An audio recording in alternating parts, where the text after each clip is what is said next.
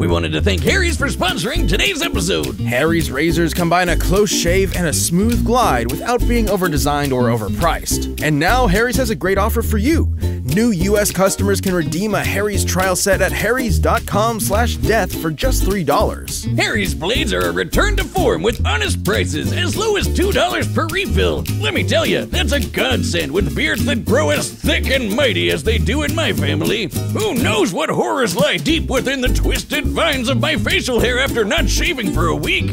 I shudder to imagine them. But what isn't terrifying is Harrys.com's 100% money-back guarantee, a clear sign of their confidence in the quality of their blades. That's right! Their blades are so sharp that guys shaving 4 times a week reported that their 8th shave was as smooth as their first. And remember, new US customers can redeem a Harry's trial set at harrys.com/death for just $3. You'll get a 5-blade razor featuring their new sharper blades, a weighted ergonomic handle, foaming shave gel with aloe, and a travel cover to protect your blade when you're on the go. Just go to harrys.com/death and redeem your free trial offer today.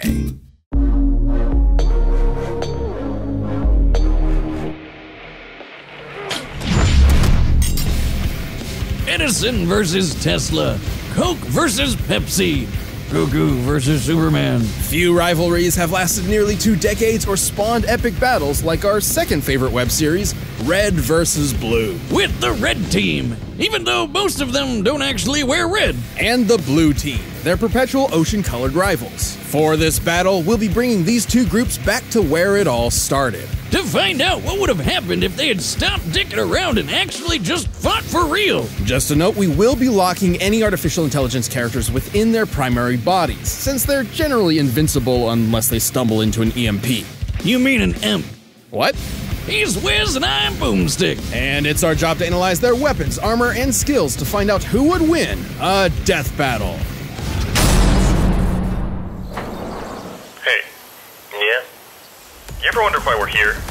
Not long from now, in a galaxy theoretically exactly where we are, humanity goes to war with an alien covenant. So the United Nations Space Command came up with a ton of plans to win, and one of those was called Project Freelancer.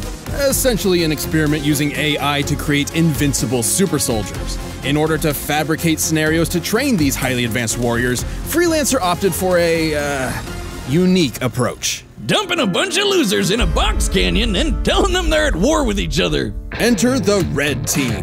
Dick Simmons, Dexter Griff, Franklin Delano Donut, Lopez the Heavy, and their leader, Super Colonel Sarge. Yes, that is his full name and rank. You know how they say prejudice is taught, not born? Well, they haven't met Super Colonel Sarge, who I bet was screaming how much he hates Blue the second he popped into the world. Attention, Blue Team! This is the Red Team! We are here to destroy you! Your long reign of being the shittiest team around is about to come to a sudden and cataclysmic end! Once an orbital drop shock trooper, Sarge was unfortunately discharged after developing a fear of heights, only to be picked up by Project Freelancer to achieve his dream. Lead the glorious Reds against the dirty Blues. Ah, man, he's great. He seems like the kind of guy you could just have a catch with. Sure. Sarge may be an unorthodox leader, but he knows his men very well. Hey, he's good enough to keep dorks like Griff and Simmons around for 17 seasons, and those two spend a lot of time together. It's a complicated relationship, though you may be surprised at their capabilities. Simmons may be a brilliant geek, like myself, but he proves stereotypes wrong by changing his armored suit in just 4 seconds. Well, how about this? How did you change so fast? I've always been a fast changer. Mjolnir armor is designed to be applied by Spartans within a considerable few minutes. This would imply Simmons is 90 times faster than the average super soldier. He's also technically a cyborg, but everyone forgets that these days. Meanwhile, Griff is the laziest member of the team, who only cares about pizza and Oreos. He's my favorite. He's also been hit in the nuts more times than I can count, and he's still standing today. That's some balls of steel right there. Then there's Donut. Easily duped, but always a joy. He's clearly identifiable by his lightish red armor. Was your eyes going bad? That's pink. Magenta. Donut has shown incredible tenacity. He was once shot through the chest, causing his armor to lock up, and was left bleeding out on the ground for over a year, but he got better. And he's got the best throwing arm around. He threw a grenade halfway across the canyon, which is over 1,500 feet long. And last of all is the team robot who hates everyone, Lopez. Hola. Hey, that robot looks like Lopez. Hey, regresado. No matter how many times they rebuild him, they can never figure out how to fix that language setting. Oh well. The Reds carry a standard Spartan assortment of magnums, battle rifles, and SMGs. But if I had to pick one weapon of the bunch, I'd have to go with Sarge's trusty shotgun. Seriously? The weapon with the shortest range? Wiz, how long have we known each other? Have you never looked at my leg before? Besides, an effective range of 45 meters is almost the length of an Olympic swimming pool. Watch your back, Michael Phelps. I know how to beat you now. Of course, we can't forget their hallmark vehicle, the Warthog. You mean the Puma? AKA Chupa Thingy. This 3-ton supercar tops out at 78 miles per hour and is heavily armored. Well, it's supposed to be. Somehow the Reds always find new ways to break the thing. Lucky that Sarge is a good mechanic. And you know what they say, Wiz? Good mechanics make for good fathers. But what I find most baffling is that, for some reason, these low-life dimwits have been given the most state-of-the-art Space Marine armor in the galaxy. Oh yeah, the Mark VI Mjolnir suit. Mjolnir. Gesundheit. Titanium plating, energy shields, hydrostatic gel, liquid metal crystal. These babies can take one hell of a beating. Apparently strong enough to withstand the blast of a 50-megaton bomb. Gotta love it when a bomb goes off that's so big you think it sent you to the future. Good times. But when push came to shove, the Reds banded together to take down one of the deadliest warriors in the galaxy, the Meta. Despite all logic and reason, the two pillars I hold most dear, I am forced to admit these morons have proven to be a mind-bogglingly impressive team. I'm not ordering you to go. I ain't even asking. You do what you gotta do, Private Griff. I'll go get my car keys. All right then. Let's move. The blues. They're not just a great way to sing out all those complicated, messed up feelings you keep down about being fatherless. They're the second half of this epic. But, you know, singing blues would be perfect for this team. They've been through a lot. Maybe true. Unlike the Reds, they've suffered numerous casualties and are constantly plagued by Project Freelancer's experiments. You know how they were experimenting with AI? They could only get one, an alpha based on the project's director. Shit went down and they had to hide the alpha where nobody would ever find it. Apparently, this box canyon in the middle of nowhere seemed the perfect fit. This is Blue Team. Leonard Church, Lavernius Tucker, Agent Texas, SHEILA, who is a living tank, and Caboose. After losing their original captain to a, deadly allergy incident, Church reluctantly stepped up to be the Blue Team's unofficial leader. Spoiler alert, he's the secret alpha AI. I don't know what makes him so special, though. He's a cranky asshole who's terrible at literally everything he does. He doesn't even know he's an AI. He thinks he's a ghost. But remember that 50-megaton bomb? Church's team all survived it too, including himself, while it was inside his own body. What the hell? Tucker wants you to think he's a ladies' man. However, after careful, painstaking analysis, we have determined that he has very little game, being that his most frequent hookup is a rock. He's kind of a badass, though. He stabbed the Meta, Shoryuken to Cyclops in the balls, and held off a small army of mercenaries by himself. He even wields a kick-ass energy sword that only works for him. But for the biggest badass of the bunch, look no further than Agent Texas. Tex is an anomaly. She's not really a blue, but a freelancer assigned to the team through circumstance. Yet she's also not really a freelancer, but a robot duplicate hosting an artificial intelligence fragment split from the alpha as a clone of the director's late wife, Allison. Yeah, duh, guys. How'd you not see that coming from when the show started? Unfortunately, the Tex fragment is specifically based on the memory of Allison's death and the concept of failure. This means that Tex is literally programmed to fail. Now, this doesn't mean she can't win fights or that her team can't succeed on missions. It's more of a personal defect. It sure hasn't stopped her from kicking some serious ass. Tex was #1 on the freelancer leaderboard, easily caught this giant crate, and could even flip over SHEILA. You know, the 66-ton tank with a mind of its own? The perfect companion for Caboose's team killing sprees. You all know Caboose, the funny fan favorite who can get you to quote everything he says. And he's really dumb. Hey, speak of the dummy. What else is new? Perfect timing. As this battle will be in Blood Gulch, the usual teleportation units will be in place. The Blues have used these teleporters frequently with varying results. In you go. Certainly. What could go wrong? Teleportation is instantaneous, as you can see. You totally killed him, didn't you? Probably. Well, aside from Tucker's kick-ass lightsaber, the Blues carry pretty boring weapons. I mean, they don't really need much when they have a robot ninja on their side. Church does have a cool sniper rifle, but he really sucks with it. Which sort of makes sense. Unlike everyone else, Church never experienced any training or combat before Blood Gulch. You know, that explains a lot. Even without specialized weapons, Blue Team has a few aces up their sleeves. Agent Tex carries an additional AI fragment, Omega. I prefer O'Malley. The fragment of the Alpha's rage.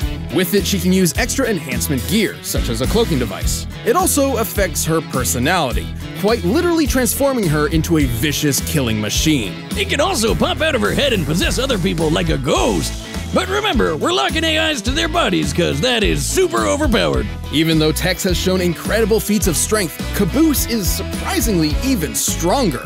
In a robot body identical to the one she used to flip SHEILA, Tex was unable to lift Andy the Bomb, while Caboose could do so for extended periods of time. And after entering an alien temple, Santa, don't question it, increased gravity by 10-fold, and Caboose didn't even notice. I remember a certain Saiyan struggling to do something like that.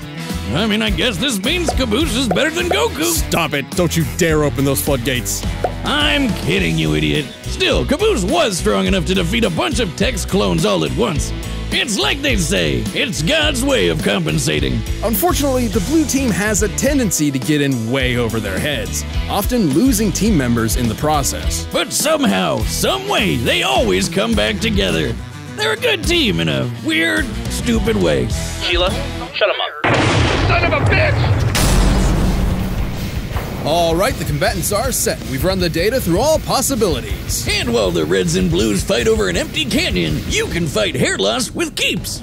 We don't need to tell any guys watching that we love our hair. And once those signs of hair loss start cropping up in your 20s and 30s, it can be scary. No guy is ever ready to go bald, and with keeps, you can keep your hair. With 2 out of 3 men experiencing some form of male pattern baldness by 35, the best way to prevent hair loss is while you still have some. You can say goodbye to long pharmacy checkout lines and awkward doctor visits.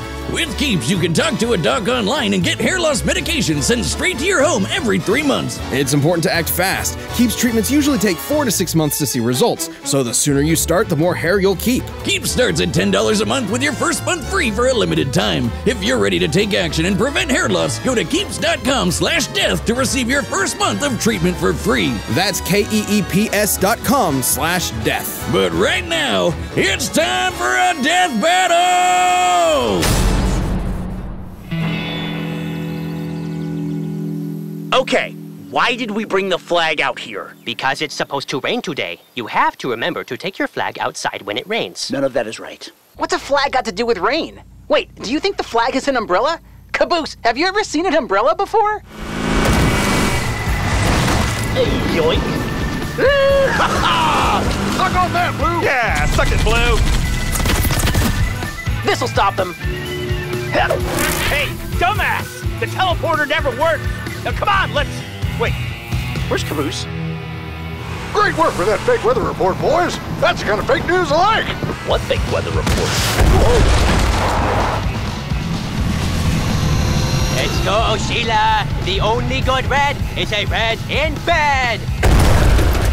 Griff, quit your staring and get to stepping. On the gas, pronto. Yeah, I know. SHEILA, look out for that rock. Oh no, there's another one. Who put all these rocks out here? Watch out! In this case, men! Stick around and hit him from behind, just like John Wayne would have done. No way, those caves are amazing. Move over, numbnut! Hey, don't leave me out here. Simmons, here's the plan.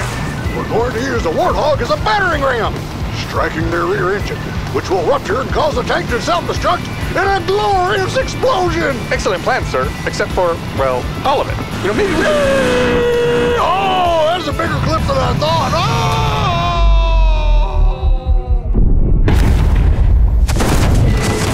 Jesus, what was that? Where's it? Simmons? Simmons! Here, blah. No!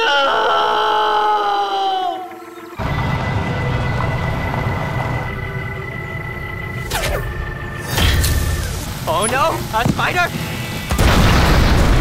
Yeah! Who else wants a taste of this big D? Bouncy Cabello! No judging. End of the line, Reds. Dirty Blue, for the first time in history, you're exactly right. Today is a good day to die. Charge!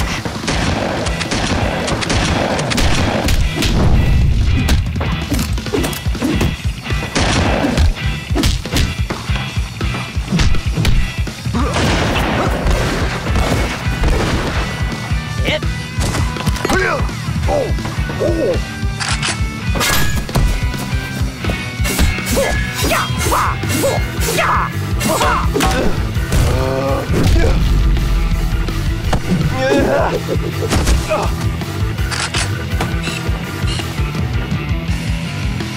Not today, Roboto!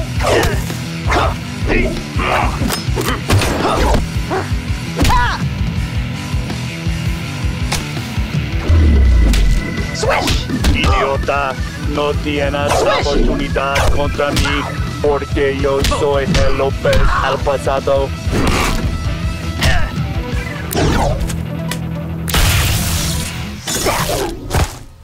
Mierda. I've never hit a lady. Good thing you're no lady.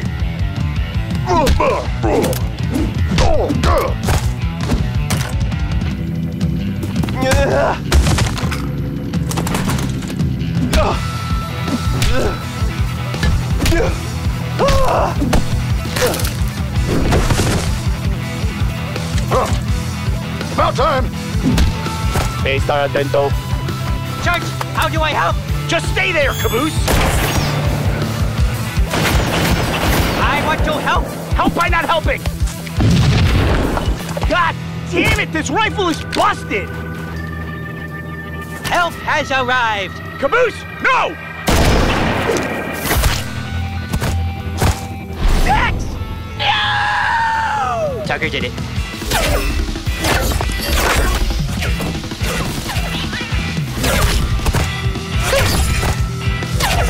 Son of a...